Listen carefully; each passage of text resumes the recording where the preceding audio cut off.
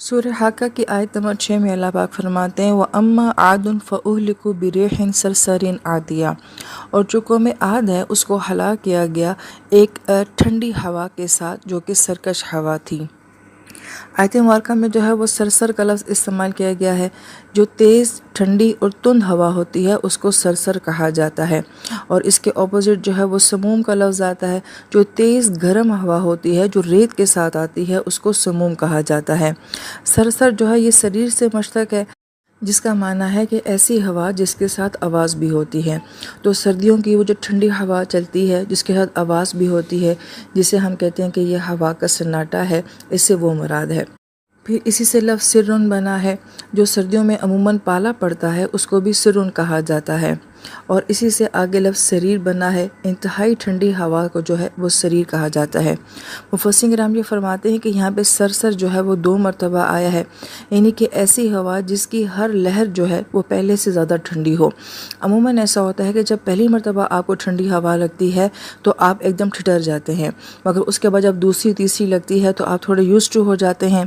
تو سرسر کو 2 مرتبہ لانے سے بعد مفسرین کرام نے یہ فرمایا ہے کہ ایسی ہوا جس کی ہر لہر پہلے سے زیادہ ٹھنڈی ہو، جو آپ کو بالکل فریز کر کے رکھ دے، اس کو سرسر کہا جاتا ہے۔ پھر آیت مبارکہ میں لفظ عاتیہ آیا ہے۔ عاتیہ عطو سے ہے، اس کا مطلب بھی سرکشی ہوتا ہے، حد سے بڑھنا ہوتا ہے۔ عتیہ لفظ اسی سے آتا ہے، جو چیز اپنی پوری انتہا کو پہنچ چکی ہو اس کو عتیہ کہا جاتا ہے، اور یہ یہاں پہ اس میں فاعل کے طور پہ آیا ہے، یعنی کہ کسی چیز کا کسی چیز سے گزر جانا، بے لگام ہو جانا۔ اب یہاں پہ مفسرین کرام یہ فرماتے ہیں کہ جب ہوا چلتی ہے تو عموماً ہم لوگ کھڑکیاں دروازے بند کر دیتے ہیں، اور یہ تو ویسے بھی اتنی بڑی قد و قامت والی قومیں تھیں جو کہ پہاڑوں کے اندر جو ہے وہ گھر بنا کے رہا کرتی تھیں، تو ان لوگوں نے اپنی دروازوں کو بند کر دیا تھا، مگر یہ ہوا اس طرح سے تھی کہ دیواروں کے اندر سے گھس کر انہوں نے ان کو ٹھنڈا کر دیا، یعنی کہ فریز کر دیا، جما کے رکھ دیا، اور یہ قوم ٹھنڈی ہوا سے ہلاک ہو گئی۔ اب اندازہ لگایا جا سکتا ہے یہ کس قسم کی ہوا ہوگی جو کہ ان شدید گھروں کے اندر سے بھی، پہاڑوں کے اندر سے بھی ہوتی ہوئی ان کے وجود کو ٹھنڈا کر کے چلی گئی۔ پھر اس کے پر مزید یہ کہ سخرها علیہم 7 لیال، کہ ہم نے اس ہوا کو ان کے اوپر 7 راتوں تک مسخر کیا، و8 ایام، اور 8 دنوں تک۔ اب آیت مبارکہ میں لفظ تسخیر جو ہے وہ استعمال ہوا ہے، جو کہ سخر سے ہے، کسی کو کسی کام کے اوپر معمور کر دینا جو ہے یہ سخر کہلاتا ہے، اور اسی سے لفظ تسخیر بنا ہے، جس کا مطلب یہ ہے کہ جب آپ کسی جانور کو لگام ڈالتے ہیں تو ہم اسے آواز دیتے ہیں تو وہ اڑ جاتا ہے، اور ہم اسے آواز دیتے ہیں تو وہ رک جاتا ہے۔ تو گویا کہ اللہ تعالیٰ نے اس ہوا کو ایسا بنا دیا تھا جو کہ اللہ کے حکم کے ساتھ تیز ہو رہی تھی۔ پھر آیت مبارکہ میں حسومن کا لفظ بھی آتا ہے۔ حسوم حاسم سے ہے، جس کا مطلب مسلسل ہونا بھی ہوتا ہے، اور یہ حسو سے بھی ہے کہ کسی چیز کا نام و نشان مٹا دینا۔ اب اگر 2-3 منٹ کا ہلکا سا زلزلہ بھی آتا ہے تو بستیوں کی بستیاں تباہ ہو جاتی ہیں۔ تو یہ ایک ایسا عذاب تھا جو کہ ایک بدھ کی صبح سے لے کے دوسرے بدھ کی شام تک ان کے اوپر مسلسل رہا۔ تو اندازہ لگایا جا سکتا ہے کہ جو عذاب مسلسل 7 دن تک ان کے اوپر رہا ہو تو اس نے کیا تباہی لائی ہوگی۔ اور عین ممکن ہے، بعض مفسرین کرام یہ فرماتے ہیں کہ ہو سکتا ہے کہ وہ پہلے ہی ہوا کے جھونکے میں ہلاک کر دیے گئے ہوں، کیونکہ انسانی جسم تو استطاعت ہی نہیں رکھتا اللہ پاک کی طرف سے آنے والے عذاب کا، لیکن اس کے بعد مسلسل اس عذاب کا ان کے اوپر اتنے دنوں تک چلتے رہنا، یہ دنیا میں ہی ان کے لیے مزید سے مزید اذیت کا جو ہے وہ نشاندہی کرتی ہے۔ اور چونکہ حسوم کا معنی یہ بھی ہے کہ کسی کا نام و نشان مٹا دینا، تو گویا کہ یہ ایسے ہوا تھی کہ جس نے ان کا نام و نشان، ان کے آثار تک مٹا دیے، فنا کر دینے والی ہوا، قطع کر دینے والی ہوا۔ آیت مبارکہ میں آتا ہے فَتَرَى الْقَوْمَ، بس تم دیکھو کہ قوم کو فیہا، اس میں سرعا، جیسے کہ وہ اکھاڑ کے رکھ دی گئی ہو۔ سرعا کا لفظ جو ہوتا ہے وہ کسی چیز کو پچھاڑ دینے کے معنی میں یا جڑوں سے اکھاڑ دینے کے معنوں میں آتا ہے۔ گویا کہ یہ قوم جو ہے وہ جڑوں سے اکھاڑ دی گئی ہو، کأنہم، گویا کہ اعجاز نخل خافیہ، کہ یہ ایسے ہوگا کہ جیسے کھجور کے تنے کے خوشے ہوتے ہیں۔ مفسرین کرام یہ فرماتے ہیں کہ کھجور کے تنے کے خوشے کتنے ہی بڑے کیوں نہ ہوں، چونکہ وہ اندر سے کھوکھلے ہوتے ہیں، تو ذرا سے ہوا بھی چلتی ہے تو وہ اڑتے اڑتے بہت دور تک چلے جاتے ہیں۔ اللہ تعالیٰ یہاں پہ یہ الفاظ اس قوم کے بارے میں فرما رہے ہیں کہ جن کے قد و قامت اتنے اونچے تھے کہ ان کے گھر ہی پہاڑوں کے اندر بنتے تھے، اور جہاں کہیں سے وہ گزرتے تھے اور جس پہاڑ کو وہ پسند کرتے تھے انہی پہاڑوں کو اپنا گھر بنا لیا کرتے تھے۔ تو اتنی بڑی قد و قامت والی قوم کو اللہ پاک فرماتے ہیں کہ وہ کیسے کھجور کے تنوں کے خوشوں کی طرح ہو گئے جنہیں ہلکی سی ہوا بھی اڑا کے کہیں سے کہیں پھینک دیتی ہے۔ پھر اللہ پاک فرماتے ہیں فَهَلْ تَرَى اللَّهُ مِن بَاقِيَةٍ، کیا تم دیکھتے ہو کہ ان میں سے کوئی باقی بچا؟ اب یہاں پہ فَهَلْ کے بعد ترا کا لفظ آیا ہے، ترا سے پہلے کوئی ضمیر نہیں آئی ہے۔ کیوں؟ اس لیے کہ مفسر کرام یہ فرماتے ہیں کہ اس بستی میں کوئی دیکھنے والا بچا ہی نہیں کہ جو کہ ان کو دیکھتا کہ ان کے ساتھ ہوا کیا۔ پوری کی پوری بستی ہلاک ہو گئی۔ ہم اس بات کا تصور نہیں کر سکتے، ہمارے گھروں سے کوئی ایک شخص بھی چلا جاتا ہے نا، ہمیں پورا گھر ویران لگتا ہے، بلکہ پورا شہر، پوری دنیا ویران لگتی ہے۔ اور ایک پوری بستی جہاں لوگوں کی چہل پہل ہو، جہاں بوڑھے بچے جوان سب ہوں، اور پوری بستی ویران کر دی جائے، اور اللہ پاک کی شان بے نیازی سے فرما رہے ہیں کہ وہاں کوئی بچا ہی نہیں ان کی تباہی کو دیکھنے والا۔ من لفظ جو ہے بعض مفسرین کرام فرماتے ہیں تعجب کے لیے آتا ہے کہ کیسے اللہ تعالیٰ نے جو اس پوری بستی کو ہلاک کر دیا۔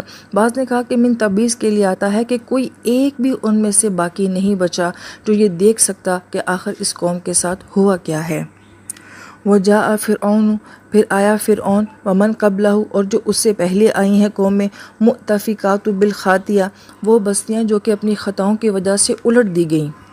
اس آیت کے ضمن میں مفسرین کرام یہ فرماتے ہیں کہ قرآن پاک میں ہمیں صرف 6 قوموں کا ذکر ملتا ہے اور ان کے اندر بھی ایک زمانی ترتیب پائی جاتی ہے، لہٰذا ہمیں سب سے پہلے نوح علیہ السلام کی قوم کا ذکر ملتا ہے، اور اس کے بعد قوم عاد کا ذکر ملتا ہے جس کی طرف ہود علیہ السلام نبی بنا کر بھیجے گئے۔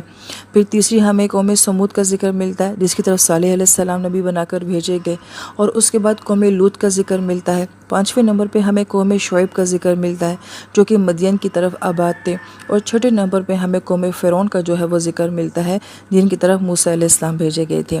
اب آیت مبارکہ میں کہا جا رہا ہے کہ فرعون آیا، اور جو اس سے پہلے آئے تو اس سے پہلے الٹ جانے والی بستیاں جو تھیں وہ قوم لوط کی تھیں۔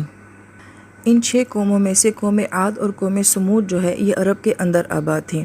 یہی وجہ ہے کہ اہل قریش جو تھے وہ قوم عاد اور سمود کو جانتے تھے، اس لیے اللہ پاک ان کو انہی قوموں کے جو ہے وہ واقعات زیادہ سناتے ہیں۔ اس کے علاوہ جو باقی قومیں تھیں جو کہ قوم مدین تھی یا قوم لوط تھی یا آل فرعون تھی، یہ عرب کے آس پاس واقع تھیں، عرب کے اندر نہیں تھیں، لہٰذا ان سے یہ قومیں اتنی واقف نہیں تھیں بنسبت کہ جتنی قوم عاد اور سمود سے واقف تھیں۔ تو ہم یہ دیکھتے ہیں قرآن پاک میں کبھی کبھی اللہ پاک جو ہیں وہ زمانی ترتیب سے بات کرتے ہیں کہ جس سیکوینس سے یہ قومیں آتی رہیں، اور کبھی کبھی اللہ پاک جغرافی ترتیب سے بات کرتے ہیں کہ جغرافی کے لحاظ سے عرب کے پاس کون سی قوم تھی اور عرب سے دور کون سی قوم تھی۔ پھر اللہ پاک یہ فرماتے ہیں کہ عصوا رسول ربہم، کہ ان قوموں نے اپنے رسول کی نافرمانی کی۔ عصوا کا مطلب ہوتا ہے کسی چیز سے کٹ جانا، یہ لوگ اپنے نبی سے کٹے، فأخذہم اخذۃ رابیہ، تو اللہ پاک نے ان کو پکڑ لیا رابیہ میں۔ رابیہ لفظ جو ہے یہ ربا سے ہوتا ہے، ربا سود کو بھی کہا جاتا ہے، بڑھنے کو بھی کہا جاتا ہے، نشو و نما کو بھی کہا جاتا ہے، اور اسی سے لفظ تربیت بھی نکلا ہے۔ مگر یہ سارے پازیٹیو الفاظ جو ہیں وہ یہاں پہ نہیں آتے، بلکہ یہاں پہ یہ وعید کے لیے آ رہے ہیں۔ اخذۃ رابیہ سے مفسرین کرام یہ فرماتے ہیں کسی کو ہاتھ میں پکڑ کر دبا دینا۔ ایسا اللہ پاک نے ان قوموں کو عذاب دیا کہ یہ قومیں بے نام و نشان ہو گئیں۔ پھر اب اللہ تعالیٰ جو ہے وہ قوم نوح کا ذکر فرماتے ہیں، ان لما طغى الماء، کہ جب پانی نے اپنی سرکشی دکھائی، حملناکم فی الجاریہ، تو ہم نے ان کو ایک کشتی میں سوار کر دیا، لنجعلها لکم تذکرہ، اور ہم نے اس سارے واقعے کو تمہارے لیے ایک نصیحت بنا دیا، وتعیہ اذن واعیہ، تاکہ جو یاد رکھنے والے کان ہیں وہ اس واقعے کو یاد رکھیں۔ اس آیت میں اللہ پاک یہ فرماتے ہیں کہ ہم نے تمہیں سوار کیا، اور کم ضمیر جو ہے وہ تو حاضر کے لیے آتی ہے، تو سوال یہ پیدا ہوتا ہے کہ اللہ پاک نے ہمیں تو کشتی میں سوار نہیں کیا تھا، وہ قوم نوح کو کیا تھا۔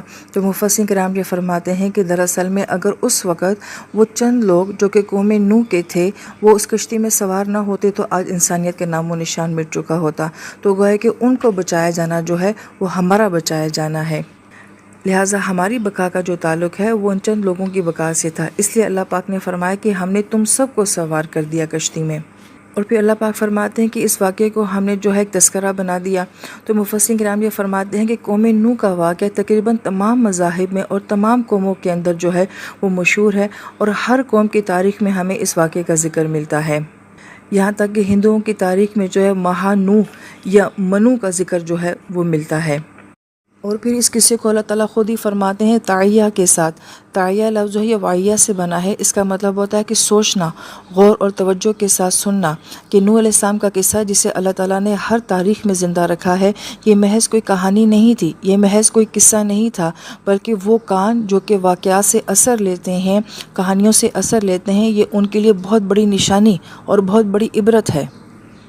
یہاں پر بعض اہل علم یہ فرماتے ہیں کہ اللہ تعالیٰ کان کی تعریف فرما رہے ہیں کہ وہ کان جو کہ واقعات کو سنتے ہیں اور ان سے اثر لیتے ہیں.